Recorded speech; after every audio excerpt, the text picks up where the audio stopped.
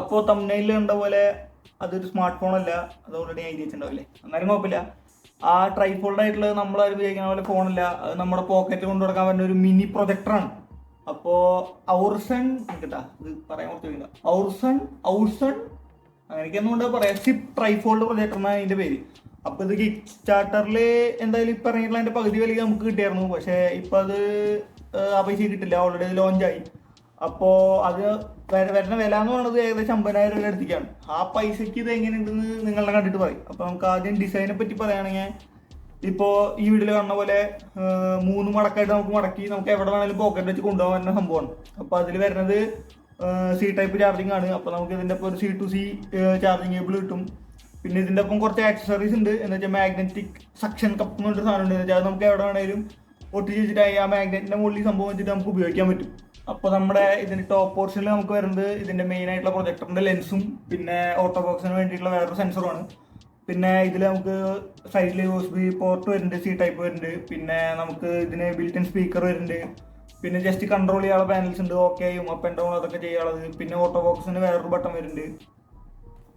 പിന്നെ സൈഡിൽ വോളിയം ബട്ടണും നമുക്ക് പവർ ബട്ടണും വരുന്നുണ്ട്. പിന്നെ വേറൊരു സ്വിച്ച് വരുന്നുണ്ട്. നമുക്ക് ലൈറ്റ് ഇപ്പോൾ പ്രൊജക്ട് ചെയ്യാൻ ലൈറ്റ് അഡ്ജസ്റ്റ് ചെയ്യാൻ വേണ്ടിയിട്ട് എന്ന് വെച്ച് കഴിഞ്ഞാൽ ഹാഫ് ബ്രൈറ്റ്നസും പിന്നെ ഫുൾ ബ്രൈറ്റ്നസ് ഇടാൻ വേണ്ടിയിട്ട് ഒരു ടോഗിൾ പോലത്തെ സംഭവം ഉണ്ട്. അതാണ് ഇതിൻ്റെ ഡിസൈനിലൊക്കെ വരുന്നത്. അപ്പോൾ നമുക്കിനി ഈ പ്രൊജക്ടറിൻ്റെ സ്പെക്കോട് പറയാം. അപ്പോൾ ഇതിൻ്റെ സൈസ് വരുന്നത് 80 ഇഞ്ച് വരെയാണ് അവർ മാക്സിമം പറയണത്. എന്ന് വെച്ചാൽ അതിന് ശേഷം സൂം ചെയ്ത് കഴിഞ്ഞാൽ നമ്മൾ ഓൾറെഡി മറ്റേ പിക്സൽ പൊളിയാണ് സംഭവം വരും. പിന്നെ വരുന്നത് ഇതിൻ്റെ ബാറ്ററി 5000 mAh ആണ് വരുന്നത്. അതെനിക്ക് തോന്നുന്നു ഞാൻ കുറേ ഇത് നോക്കിയപ്പോൾ 1 മണിക്കൂർ 1.5 മണിക്കൂറൊക്കെ മാക്സിമം കിട്ടുള്ളൂ വീഡിയോ. അപ്പോൾ നമുക്കിത് എവിടെയെങ്കിലും കുത്തിയിട്ട് ഉപയോഗിക്കേണ്ടി വരും, അതിന് കൂടുതൽ സമയമൊക്കെ കാണുന്നുണ്ടെങ്കിൽ. പിന്നെ മെയിൻ ഇതിൻ്റെ ഒരു ഇഷ്യൂ ആയിട്ട് എനിക്ക് തോന്നിയത് ഇതിൻ്റെ ബ്രൈറ്റ്നസ് ആണ്. സംഭവം ഇത് ചെറുതായതുകൊണ്ട് തന്നെ നമുക്ക് ഇതിൽ 100 ലൂമൻസ് ബ്രൈറ്റ്നസ് ഉള്ളത്. എന്ന് വെച്ചാൽ നമ്മുടെ സാധാരണ ഹോം പ്രൊജക്ടേഴ്സിലൊക്കെ കാണുന്നത് 2000-3000 ലൂമൻസ് ഉള്ളപ്പോൾ ഇതിൽ 100 ഉള്ളൂ. പിന്നെ റെസൊല്യൂഷൻ എന്ന് പറയുന്നത് 720p ആണ്. ഇപ്പോൾ ഒരുവിധം എല്ലാത്തിലും 1080p ഉണ്ട്, പക്ഷേ ഇതിൽ 720p ഉള്ളതെന്ന് വെച്ചാൽ അതിൻ്റെ സൈസും ആ കോമ്പാക്ട് സൈസ് കാരണമാണ്. എന്ന് വെച്ചാൽ നമുക്ക് 80 ഇഞ്ചിലായാലും ഒരുവിധം കുഴപ്പമില്ലാത്ത വിഷ്വൽസ് അതിൽ കിട്ടുന്നതാണ്. ഇപ്പോൾ ഈ കാണുന്ന പോലത്തെ വിഷ്വൽസ് ഒക്കെ 720p എന്ന് വെച്ചാൽ ഒരു ഡീസൻറ്റ് 720p ആണ്. ഇപ്പോൾ യൂട്യൂബിലെ വീഡിയോസ് ആയാലും നമുക്ക് എന്തായാലും നമുക്ക് ഫോൺ മിറർ ചെയ്തിട്ട് വേണം കാണാൻ.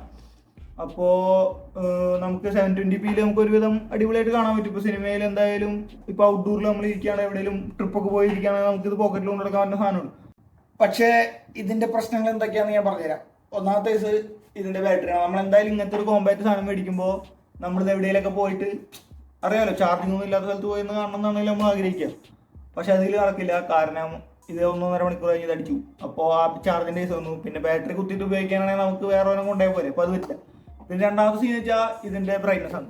ഈ 100 ലൂമൻസ് കൊണ്ട് ഒരുമാതിരി കുറഞ്ഞ സാധനമായിട്ട് തോന്നി എനിക്ക്. കാരണം എത്ര അടിച്ചാലും അതൊരുവിധം ആ ഒരു ഫീൽ കിട്ടില്ല നമുക്ക്. 720pയിലായാലും എനിക്കറിയില്ല ഇത് ആർക്ക് വേണ്ടിയിട്ട് ഉണ്ടാക്കിയിട്ടുള്ളതാണ്. കാരണം നമ്മളെന്തായാലും ഇതിനൊക്കെ കുറച്ചുകൂടി വലിപ്പം കൊണ്ടിടക്കാനുള്ള മൈൻഡ് ഉണ്ടെങ്കിൽ നമുക്ക് സുഖമായിട്ട് ഇതിനൊക്കെ അടിപൊളി ബ്രൈറ്റ്നസ്സിൽ നമുക്ക് അടിപൊളി 1080p ക്വാളിറ്റിയിൽ നമുക്ക് കാണാൻ പറ്റും. പിന്നെ ഇത് ആര് വാങ്ങണം എന്ന് ചോദിച്ചാൽ ഒരുവിധം 50,000 രൂപ അടുത്തേക്ക് നമുക്ക് കിടിലൻ സാധനങ്ങൾ കിട്ടും. കിടിലൻ കമ്പനിയുടെ കിടിലൻ സാധനങ്ങൾ കിട്ടും നമ്മൾ വീട്ടിലിരുന്ന് കാണാനാണെങ്കിൽ. പിന്നെ ഇപ്പോൾ പുറത്തേക്ക് കൊണ്ടുപോകണമെങ്കിൽ പോർട്ടബിൾ പ്രൊജക്ടർ ആയാലും ഇതിനൊക്കെ വലിപ്പം ഉണ്ടെങ്കിൽ അടിപൊളിയായിരിക്കും. പിന്നെ ഇതൊരു എക്സ്പെരിമെൻ്റ് ആയിട്ട് ഇറക്കിയ പോലെ തോന്നിയിരിക്കും. കാരണം ഇപ്പോൾ ഇത് പോക്കറ്റിൽ എവിടെ പോയാലും നമുക്കൊരു 80 ഇഞ്ചിൻ്റെ സ്ക്രീൻ പോക്കറ്റിൽ കൊണ്ടു കൊടുക്കുക എന്നുള്ളൊരു ഓപ്ഷൻ ഉണ്ട്. അങ്ങനെ അത്രയും നീഷായിട്ടുള്ള ആൾക്കാർക്ക് വേണമെങ്കിൽ ഇത് എടുക്കാം. എന്നാലും ഞാൻ വേണം 50,000 രൂപയ്ക്ക് നമുക്ക് വേറെ ഇഷ്ടം പോലെ അടിപൊളി സാധനങ്ങളുണ്ട്.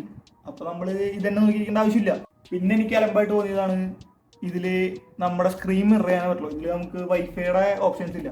അപ്പോൾ നമുക്ക് നമ്മുടെ ഒന്നുമില്ലെങ്കിൽ വയർഡായിട്ട് HDMI വെച്ചിട്ട് കണക്ട് ചെയ്യാം. അതാണെന്ന് വെച്ചാൽ കുഴപ്പമില്ല, നമുക്ക് ഉപയോഗിക്കാം. പക്ഷേ നമ്മൾ മോസ്റ്റ്ലി നമുക്ക് ഫോണാണ് നമ്മുടെ കയ്യിൽ ഫോൺ മിറർ ചെയ്യാൻ നോക്കുക. അപ്പോൾ നമ്മൾ സ്ക്രീൻ കാസ്റ്റ് ഇങ്ങനെ മിറർ ചെയ്യുന്ന സമയത്ത് നമ്മുടെ ഫോണും അപ്പുറത്ത് ഓണായിട്ടിരിക്കും, ഇതും ഓണായിട്ടിരിക്കും. അപ്പോൾ അതും ഒരു ഇതല്ലേ, നമുക്ക് ശരിക്കും സ്ക്രീൻ കാസ്റ്റ് ചെയ്യുമ്പോൾ എന്തായാലും ഫോൺ ഓണായിരിക്കും, മിറർ ചെയ്യണ സെറ്റപ്പ് അല്ലേ. അതല്ലാതെ ഒരു ഓപ്ഷൻ ഉണ്ടെങ്കിൽ നമുക്ക് അടിപൊളിയായതിന്. അപ്പോൾ അതൊക്കെയാണ് ഈ വീഡിയോ ഉള്ളത്. അപ്പോൾ നിങ്ങൾക്ക് ആർക്കെങ്കിലും ഈ സാധനം വാങ്ങണം എന്നുണ്ടെങ്കിൽ എനിക്ക് തോന്നുന്നു ആരും വാങ്ങാൻ പോകില്ല. എന്തായാലും ഞാൻ പറഞ്ഞുതരാം. ഓർസൻ്റെ വെബ്സൈറ്റിൽ പോയി ഒരു മിനിറ്റ് അതെങ്ങനെയും പറയുന്നത് കേട്ടോ.